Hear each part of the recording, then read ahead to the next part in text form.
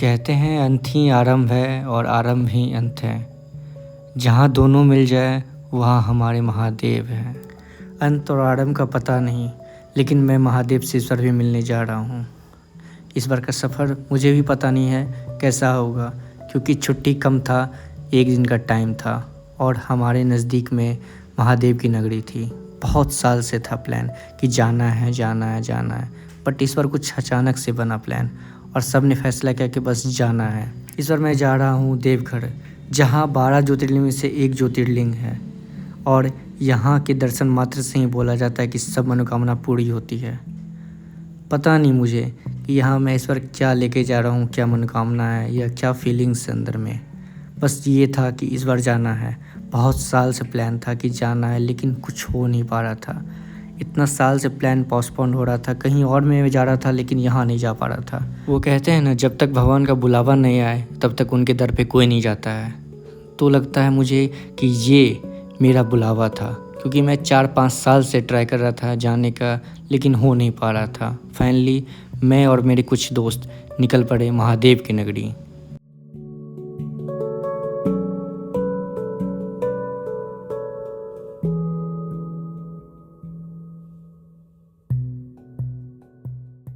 Finally station से सीधा हम लोग पहुंच गए अपने रूम पे, जहां हम लोग ने होटल बुक कर दिया था।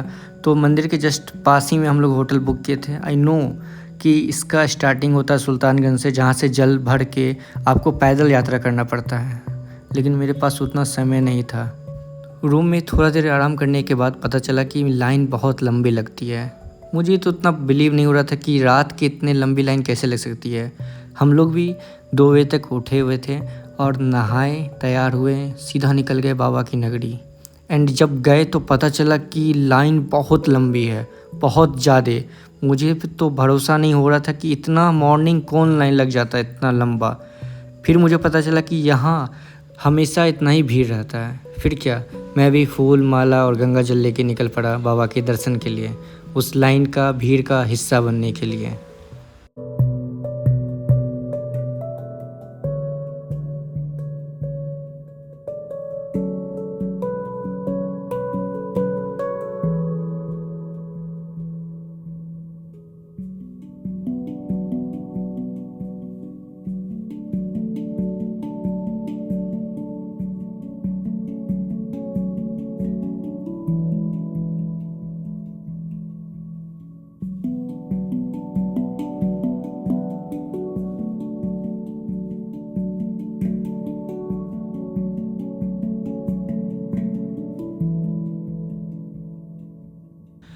कुछ दूर जाने के बाद लाइन थम सी गई थी, क्योंकि भव्य आरती स्टार्ट हो गई थी।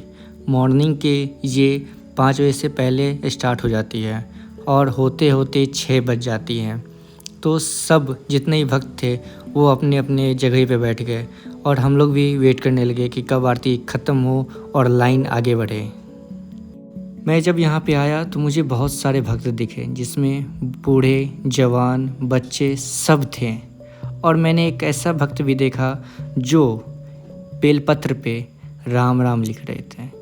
ये माता पूरे बेलपत्र पे बस राम राम राम लिख रही थी। तो मुझे ये बहुत ज़्यादा पसंद आया कि भगवान कहीं भी हैं तो वो सब चीज़ देखते हैं। तो ये माता का भी चीज़ देख रहे होंगे, और वो भी एक एक करके लिख रही थी, कहीं भी थकी नहीं और ये लिखना छोड़ी भी नहीं जब तक लाइन स्टार्ट नहीं हुआ।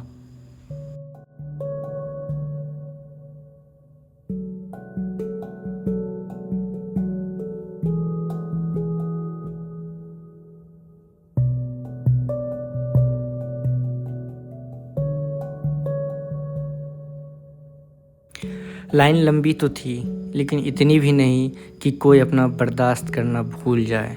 कुछ आदमी को मैंने ऐसे भी देखा जो लाइन तोड़ के जा रहे थे, अपनी जान को जोखिम में डाल के।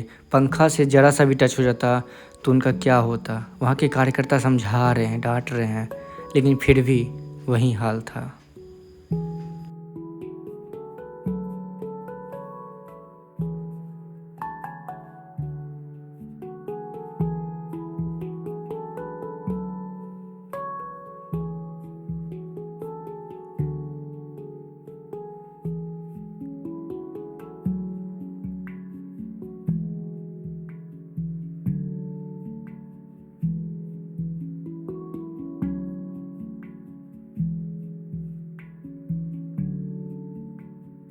गर्भगृह के अंदर जाने से पहले जो एक डर था, क्या दर्शन हो पाएगा नहीं हो पाएगा, वो सारा डर ख़त्म हो गया जब मैं अंदर गया।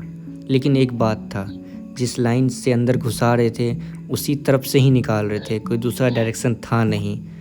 दर्शन बहुत अच्छे से हुए थे, जो अंदर में फीलिंग थी वो गजब थी, बहुत अच्छी पावर मिल रही थी, लग रहा था कि सब चीज़ स्थिर हो गया है। लेकिन एक बात था, अंदर में बहुत ज़्यादा सफोकेशन हो गया था, क्योंकि लाइन एक था, जिधर से अंदर जा रहे थे उधर से ही बाहर आ रहे थे, तो इतना भीड़ था कि मुझे सांस तक नहीं आ रहा था। लेकिन जब मैं बाहर निकला तो कुछ अलग सी फीलिंग थी, कुछ अलग सी वाइब थी, लगता था कि सारा चीज़ पा लिए हैं, अब और कुछ नहीं चाहिए।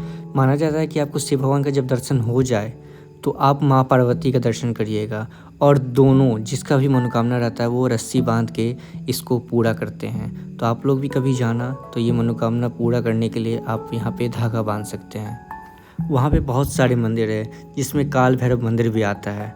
बोला जाता है कि जब आपको शिवलिंग के दर्शन हो जाए तो इनके भी दर्शन ज़रूर करना चाहिए, इससे मनोकामना पूरी होती है।